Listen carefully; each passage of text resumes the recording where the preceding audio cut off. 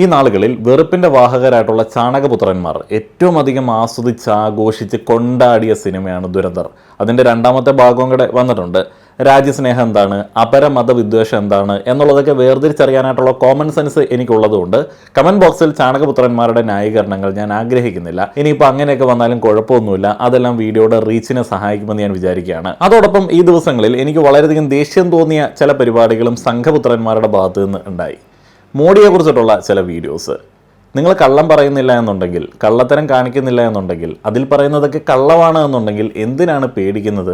എന്തിനാണ് ആ ഒരു വീഡിയോ റിമൂവ് ചെയ്യണം എന്നുള്ളൊരു ആവശ്യവുമായിട്ട് യൂട്യൂബിനെ സമീപിക്കുന്നത്? ഇന്ത്യയിൽ ഒരു സിറ്റിസണ് എത്രത്തോളം അഭിപ്രായ സ്വാതന്ത്ര്യമുണ്ട്, എത്രത്തോളം പരിധികൾ അതിനുണ്ട് എന്നുള്ളതിനെക്കുറിച്ചിട്ടൊക്കെ ഓരോ തവണയും ഞാൻ ഗൂഗിളിന് മെയിൽ റിപ്ലൈ ആയിട്ട് അയച്ചു കൊടുക്കാറുണ്ട്. എന്തിനാണ് ഈ അനാവശ്യ പരിപാടികൾ? ഏതായാലും ദുരന്തർ എന്ന സിനിമയുമായി ബന്ധപ്പെട്ട് കേരളത്തിലും വലിയ കാര്യമായിട്ടുള്ള വർഗീയ ചേരിതിരിവ് നടത്താനായിട്ട് ചാണകപുത്രന്മാർ ശ്രമിക്കുന്നുണ്ട്. പല ആളുകളും മുസ്ലിം നാമധാരികളായതുകൊണ്ട് തന്നെ ഈ ഒരു സിനിമയെക്കുറിച്ചിട്ട് അഭിപ്രായം പറയാനായിട്ട് വിലക്കപ്പെട്ടിട്ടുണ്ട്. പറഞ്ഞു കഴിഞ്ഞാൽ അവരെ ഒരു തീവ്രവാദിയാക്കി മാറ്റും. ഞാൻ ഈ ഒരു വീഡിയോയിൽ കൂടുതലായി ഒന്നും പറയുന്നില്ല. മറ്റൊരു വീഡിയോയിൽ വളരെ വിശദമായിട്ട് തന്നെ ഈ ഒരു വിഷയം സംസാരിക്കാനായിട്ട് ആഗ്രഹിക്കുന്നുണ്ട്. ആരൊക്കെ എന്തൊക്കെ വിചാരിച്ചാലും ചില കാര്യങ്ങൾ അടിയന്തരമായിട്ട് സംസാരിക്കേണ്ടതുണ്ട്. ദുരന്തർ എന്ന സിനിമയുടെ രണ്ടാം ഭാഗത്തെക്കുറിച്ചിട്ട് ധ്രുവ് ചെയ്ത വീഡിയോയുടെ മലയാള പരിഭാഷയിലേക്ക് കടക്കുകയാണ്. വീഡിയോ ഇഷ്ടമാവുകയാണെന്നുണ്ടെങ്കിൽ ഉറപ്പായിട്ടും ഷെയർ ചെയ്യുക. നല്ല പണികളൊക്കെ ഇതുമായി ബന്ധപ്പെട്ട് കിട്ടുന്നുണ്ട്. ഹൈപ്പ് ചെയ്യാനായിട്ടുള്ള ഓപ്ഷൻസ് ഒക്കെ ഉണ്ട്. അതേപോലെ തന്നെ നിങ്ങളുടെ അഭിപ്രായങ്ങൾ കമൻറ്റ് ചെയ്ത് അറിയിക്കുക. മലയാള പരിഭാഷയിലേക്ക് കടക്കുകയാണ്. കഴിഞ്ഞ തവണ ഞാൻ ദുരന്തർ എന്ന സിനിമയെക്കുറിച്ചിട്ട് വീഡിയോ ചെയ്തപ്പോൾ ഈ ചിത്രത്തിൻ്റെ സംവിധായകൻ ആദിത്യധർ BJPയുടെ ഒരു സ്തുതി പാഠകൻ ആണെന്ന് ഞാൻ പറഞ്ഞിരുന്നു. ഇന്ന് ഞാനതിന് മാപ്പ് ചോദിക്കാനായിട്ട് ആഗ്രഹിക്കുകയാണ്. അദ്ദേഹം BJPയുടെ വെറും ഒരു സ്തുതിപാഠകൻ ആണെന്ന് എനിക്കിപ്പോൾ തോന്നുന്നില്ല. എനിക്ക് തോന്നുന്നത് അദ്ദേഹം ഒരു സ്തുതിപാഠകനാണെന്നാണ്.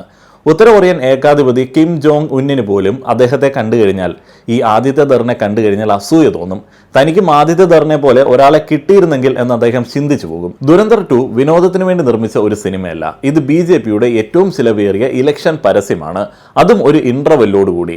സാധാരണ പരസ്യങ്ങൾ നമ്മൾ സ്കിപ്പ് ചെയ്യാറുണ്ട്. എന്നാൽ ഈ പരസ്യം കാണാൻ ആളുകൾ 500 രൂപയോളം നൽകി തിയേറ്ററിലേക്ക് പോവുകയാണ്. ഇത് ഞാൻ പറയുന്നതല്ല, BJPയുടെ മുഖ്യമന്ത്രി തന്നെ പറയുന്നതാണ്. അസം മുഖ്യമന്ത്രി ഹിമന്ത ബിശ്വ ശർമ്മ പരസ്യമായി പറഞ്ഞു, ദുരന്തർ കാണാൻ പോകുന്നവർ BJPക്ക് വോട്ട് ചെയ്യും. जो धुरंधर देखने जा रहे हैं वो लोग बीजेपी को वोट डालने वाला है. अच्छा है मेरे लिए. BJPയുടെ ഒഫീഷ്യൽ ഹാൻഡിലിൽ തന്നെ സിനിമയിലെ പാട്ടുകൾ മോദിയുടെ പ്രൊമോഷണൽ മെറ്റീരിയലായി ഉപയോഗിക്കുന്നുണ്ട്. കാര്യം ഇവിടെ വരെ ആയിരുന്നെങ്കിൽ കുഴപ്പമില്ലായിരുന്നു. എന്നാൽ ഈ സിനിമയിൽ അത്രയധികം നുണകൾ നിറച്ചിരിക്കുകയാണ്. രാജ്യത്തിന്റെ ചരിത്രം തന്നെ മാറ്റി എഴുതാനാണ് ഇതിലൂടെ ശ്രമിക്കുന്നത്. വലിയ തോതിൽ ജനങ്ങളെ ബ്രെയിൻ വാഷ് ചെയ്യുന്നു.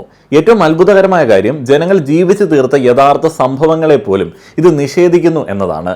ഇത് രാജ്യത്തെ അപമാനിക്കൽ മാത്രമല്ല, രാജ്യത്തെ എല്ലാ ജനങ്ങളെയും അവഹേളിക്കലാണ്. ഇതിനെല്ലാം പിന്നിലെ ഒരേ ഒരു ലക്ഷ്യം നരേന്ദ്രമോദിയുടെ പരസ്യം മാത്രമാണ്. എല്ലാ നല്ല പരസ്യങ്ങൾക്കും ഒരു ഡിസ്ക്ലെയിമർ ഉണ്ടാകാറുണ്ട്. സ്ക്രീനിന് താഴെ മിന്നിമറയുന്ന ആ ചെറിയ അക്ഷരങ്ങൾ ആരും വായിക്കാറില്ല.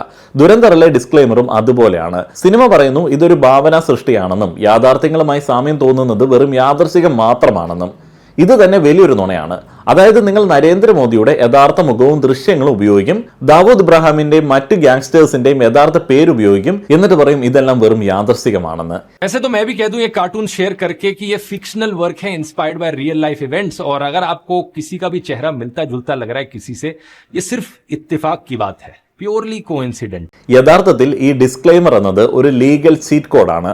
സത്യം എവിടെ അവസാനിക്കുന്നുവെന്നും ഭാവന എവിടെ തുടങ്ങുന്നുവെന്നും നിങ്ങൾക്ക് മനസ്സിലാകാത്ത രീതിയിൽ പ്രേക്ഷകരെ ഇതിലൂടെ മാനിപ്പുലേറ്റ് ചെയ്യുകയാണ്. यहाँ लिखी गई है फ्रेश टमेटो केचप. सो ऐसा लग सकता है कि ये फ्रेश टमेटो केचप है, लेकिन अगर आप पैकेज को घुमाओ ये सिर्फ ब्रांड नेम है and does not represent it's true nature. किसी भी एड का सबसे पावरफुल टूल यही होता है, फाइन प्रिंट में छुपा हुआ झूठ. आदित्य धर ने इस इंस्पायर्ड बाय रियल इवेंट्स वाली व्हाइट वॉशिंग में इतनी एक्सपर्टीज डेवलप कर ली है कि अगर ओसामा बिन लादेन जिंदा होता और उसे अपनी पब्लिक इमेज सुधारनी होती तो आदित्य धर उसके लिए फिल्म बनाता, Osama the misunderstood philanthropist, directed by Aditya Dhar, inspired by real events, but any resemblance is purely coincidental. ഓരോ സ്മാർട്ട് പരസ്യവും ഉൽപ്പന്നം വിൽക്കുന്നതിന് മുൻപ് പ്രേക്ഷകന്റെ മൂഡ് സെറ്റ് ചെയ്യും. പെർഫ്യൂം പരസ്യങ്ങളിൽ റൊമാൻറ്റിക് സംഗീതമുണ്ടാകും. കാർ പരസ്യങ്ങളിൽ തുറന്ന റോഡുകൾ കാണിക്കും. ഈ BJP പരസ്യത്തിന്റെ മൂഡ് മുസ്ലിങ്ങളെ ക്രൂരന്മാരായിട്ട് ചിത്രീകരിക്കുക എന്നതാണ്. സിനിമയുടെ തുടക്കത്തിൽ തന്നെ പാകിസ്ഥാനിൽ ഒരു സിഖ് വംശജനെ കള്ള ആരോപണങ്ങൾ ഉന്നയിച്ച് ജീവനോടെ ചുട്ടുകൊല്ലുന്നു. ജനക്കൂട്ടം വിദ്വേഷ മുദ്രാവാക്യങ്ങൾ വിളിക്കുന്നു. ഇത്തരം സംഭവങ്ങൾ പാകിസ്ഥാനിൽ നടക്കുന്നുണ്ടോ ഇല്ലയോ എന്നതല്ല ഇവിടുത്തെ പോയിന്റ്. BJPക്ക് വേണ്ടി പരസ്യം ചെയ്യണമെങ്കിൽ ഹിന്ദുക്കളും മുസ്ലിങ്ങളും തമ്മിൽ വിദ്വേഷം പടർത്തി മൂഡ് സെറ്റ് ചെയ്യണം എന്നതാണ് ഇതിന്റെ പോയിന്റ്. ഇതിനെ സൈക്കോളജിയിൽ ഇമോഷണൽ പ്രൈമിംഗ് എന്ന് വിളിക്കുന്നു. ആദ്യം വികാരം ജനിപ്പിക്കുക, എന്നിട്ട് അതിനു മുകളിൽ തങ്ങളുടെ നറേറ്റീവ് കെട്ടിപ്പടുക്കുക. ഈ സിനിമയിലെ വില്ലന്മാർക്ക് വില്ലനാകുക എന്നത് മാത്രമല്ല ജോലി, അവർക്ക് ഓരോ സീനിലും മോദിയെ പുകഴ്ത്തുക കൂടി വേണം. ദാവൂദ് ഇബ്രാഹിമിന്റെ കഥാപാത്രം പറയുന്നു, ഈ ചായക്കടക്കാരൻ വന്നതോടെ ഞങ്ങളുടെ ആളുകൾക്കിടയിൽ പേടി കൂടിയിരിക്കുന്നു എന്ന്. ചിന്തിച്ചു നോക്കൂ, ഇന്ത്യയിലെ മോസ്റ്റ് വാണ്ടഡ് ഗ്യാങ്സ്റ്റർ ഇരുന്നുകൊണ്ട് പ്രധാനമന്ത്രിയുടെ കാര്യക്ഷമതയെക്കുറിച്ചിട്ട് റിവ്യൂ നൽകുകയാണ്. സിനിമയിലെ നായകൻ മോദിയെ പുകഴ്ത്തുന്നതിനേക്കാൾ ഇഫക്റ്റ് വില്ലൻ പുകഴ്ത്തുമ്പോൾ ലഭിക്കും. ഈ സിനിമയുടെ ലക്ഷ്യം ഹിംസയെ വിൽക്കുക എന്നതല്ല, മറിച്ച് മോദിയെ വിൽക്കുക എന്നതാണ്. സിനിമയിൽ 2014 മോദിയുടെ സത്യപ്രതിജ്ഞാ ചടങ്ങ് യഥാർത്ഥ ദൃശ്യങ്ങൾക്കൊപ്പം കാണിക്കുന്നു. അതേസമയം ഒരു ISI ഉദ്യോഗസ്ഥനോട് അയാളുടെ പിതാവ് പറയുന്നു, അമേരിക്കൻ ഡോളറുകൾ ഇന്ത്യയിലെ NGOകൾക്കും മാധ്യമങ്ങൾക്കും യൂണിവേഴ്സിറ്റികൾക്കും സോഷ്യലിസ്റ്റുകൾക്കും നീ വാരിക്കോരി നൽകിയിട്ടും അവിടെ മോദി ജയിച്ചല്ലോ എന്ന്. യഥാർത്ഥത്തിൽ ഈ ഡയലോഗ് പറയുന്നത് സിനിമയിൽ ISI ഓഫീസർ ആണ് എന്നുണ്ടെങ്കിലും ന്യൂസ് ചാനലിൽ ഇരിക്കുന്ന BJP വക്താവും ഇതൊക്കെ തന്നെയാണ് പറയുന്നത്. ആദിത്യ ധർ ഇവിടെ വാട്സപ്പ് ഫോർവേഡുകൾക്ക് ഒരു സിനിമാറ്റിക് യൂണിവേഴ്സ് നൽകിയിരിക്കുകയാണ്. സിനിമ പറയുന്നു അമേരിക്ക മോദിയെ പ്രധാനമന്ത്രിയാക്കാൻ ആഗ്രഹിച്ചില്ലെന്ന്. എന്നാൽ 2014 മോദി ജയിച്ച അന്ന് തന്നെ ഒബാമ അദ്ദേഹത്തെ വിളിച്ച് അഭിനന്ദിച്ചിരുന്നു. 2018 മുൻ ISI തലവൻ അസദ് ദുറാനി പറഞ്ഞത് ISI മോദിയെ പ്രധാനമന്ത്രിയായി കാണാൻ ആഗ്രഹിക്കുന്നു എന്നാണ്. എന്നാൽ സിനിമ കാണിക്കുന്നത് ഇതിന്റെ നേരെ വിപരീതമാണ്. മോദിയെ എതിർക്കുന്നവർ വിദേശ ഫണ്ട് വാങ്ങുന്നവരാണെന്ന് സിനിമ കാണിക്കുന്നു. യഥാർത്ഥ ഡാറ്റ പരിശോധിച്ചാൽ ഇതിന്റെ നേരെ വിപരീതമാണ് സത്യം. 2002 ഒരു റിപ്പോർട്ട് പ്രകാരം അമേരിക്കൻ സംഘടനയായിട്ടുള്ള IDRF RSS അനുബന്ധ സംഘടനകൾക്ക് പണം നൽകുന്നുണ്ടായിരുന്നു. കോവിഡ് സമയത്ത് പോലും US ഗവൺമെന്റ് ഫണ്ടിൽ നിന്ന് ലക്ഷക്കണക്കിന് ഡോളറുകൾ വലതുപക്ഷ ഗ്രൂപ്പുകൾക്ക് ലഭിച്ചിട്ടുണ്ട്. അതേപോലെ BJP അനുഭാവികൾക്ക് പോലും ന്യായീകരിക്കാൻ കഴിയാത്ത നോട്ട് നിരോധനത്തെ ഒരു നാഷണൽ സെക്യൂരിറ്റി മാസ്റ്റർ സ്ട്രോക്ക് ആയിട്ടാണ് സിനിമ അവതരിപ്പിക്കുന്നത്. പാകിസ്ഥാൻ അയക്കുന്ന കള്ളപ്പണം തടയാനാണ് ഇതെന്നാണ് സിനിമയുടെ വാദം. എന്നാൽ RBI റിപ്പോർട്ട് പ്രകാരം 99.3% നോട്ടുകളും തിരികെ ബാങ്കിലെത്തി. വെറും 43 കോടിയുടെ കള്ളപ്പണം മാത്രമാണ് ആ വർഷം കണ്ടെത്തിയത്. നോട്ട് നിരോധനം കൊണ്ട് GDP തകർന്നു. ATM ക്യൂവിൽ നിന്ന് 80-ലധികം ആളുകൾ മരിച്ചു. BJP അനുഭാവികൾക്ക് പോലും ഡിഫെൻഡ് ചെയ്യാൻ കഴിയാത്ത ഈ പരാജയത്തെയാണ് ആദിത്യ ധർ ഒരു മഹത്തായ കാര്യമായി കാണിക്കുന്നത്. നല്ലൊരു പരസ്യം പലപ്പോഴും പലതും ഒളിപ്പിക്കും. മോദി 2015 നടത്തിയ പാകിസ്ഥാൻ സന്ദർശനം സിനിമയിലില്ല. അതിന് പിന്നാലെ നടന്ന പത്താൻകോട്ട് അറ്റാക്കുമില്ല. പുൽവാമ ആക്രമണത്തിന് മുൻപ് 11 തവണ ഇന്റലിജൻസ് മുന്നറിയിപ്പുകൾ ലഭിച്ചിട്ട് നടപടിയെടുക്കാത്ത കാര്യവും സിനിമയിലില്ല. കാരണം ഇതെല്ലാം കാണിച്ചാൽ നിങ്ങൾ ഈ പ്രൊഡക്റ്റ് വാങ്ങില്ല. അദിഖ് അഹമ്മദിന്റെ കൊലപാതകത്തെ ഒരു ക്ലീൻ ഇന്റലിജൻസ് ഓപ്പറേഷനായിട്ട് സിനിമ അവതരിപ്പിക്കുന്നുണ്ട്. യഥാർത്ഥത്തിൽ അത് UP ഗവൺമെന്റിന്റെ ക്രമസമാധാന പരാജയമായിരുന്നു. സിനിമയിൽ ഇത് TVയിൽ കാണുന്നതായി കാണിക്കുന്ന ISI ഓഫീസർ യഥാർത്ഥ ജീവിതത്തിൽ 2011 തന്നെ മരിച്ചതാണ്. ഇത്രയും വലിയ നുണകൾ എന്തിനാണ് കാണിക്കുന്നത്? കാരണം അത് ബിസിനസ് ആവശ്യമാണ്. വില്ലനെ ജീവനോടെ നിലനിർത്തിയാലേ അവർക്ക് ഈ നറേറ്റീവ് കൊണ്ടുപോകാനായിട്ട് കഴിയൂ. ഈ സിനിമ നമ്മുടെ ചരിത്രം മാത്രമല്ല നിങ്ങളുടെ ജീവിതത്തെ മാറ്റി എഴുതാനായിട്ടാണ് ശ്രമിക്കുന്നത്. 1947 കുറിച്ചിട്ട് നുണ പറഞ്ഞാൽ നമുക്ക് വെരിഫൈ ചെയ്യാൻ ബുദ്ധിമുട്ടുണ്ട്. എന്നാൽ 2016, 2019, 2023 ഇതെല്ലാം നിങ്ങളുടെ കൺമുൻപിൽ നമ്മുടെ കൺമുൻപിൽ നടന്നതാണ്. നിങ്ങൾ കണ്ട കാര്യങ്ങൾ സത്യമല്ലെന്ന് നിങ്ങളെ വിശ്വസിപ്പിക്കാനായിട്ട് സിനിമ ശ്രമിക്കുകയാണ്.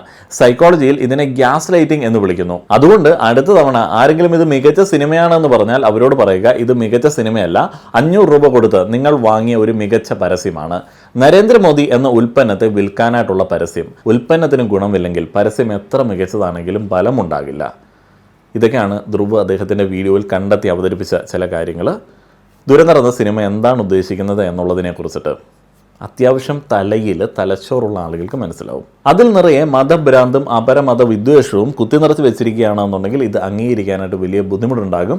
അങ്ങനെയുള്ള ആളുകൾക്ക് ഡിഫെൻഡ് ചെയ്യാനായിട്ടുള്ള ന്യായവാദങ്ങളൊക്കെ ഇഷ്ടം പോലെ ഓൺലൈനിൽ അവൈലബിൾ ആണ്. അത് വീണ്ടും ഇവിടെ കൊണ്ടുവന്ന് വൊമിറ്റ് ചെയ്ത് വെക്കേണ്ട എന്നുള്ളൊരു അഭ്യർത്ഥനയുണ്ട്. പക്ഷെ അവർ വെക്കാതിരിക്കില്ല. വീഡിയോ തുടങ്ങുന്നതിന് മുൻപ് തന്നെ കമൻറ്റുകളൊക്കെ ഇവിടെ നമുക്ക് കാണാനായിട്ട് സാധിക്കും. അതാണ് ഇവരുടെ ആ ഒരു സംഘത്തിൻ്റെ വാട്സപ്പ് യൂണിവേഴ്സിറ്റി പവർ എന്ന് പറയുന്നത്. നിങ്ങളുടെ അഭിപ്രായങ്ങൾ പറയുക. നന്ദി.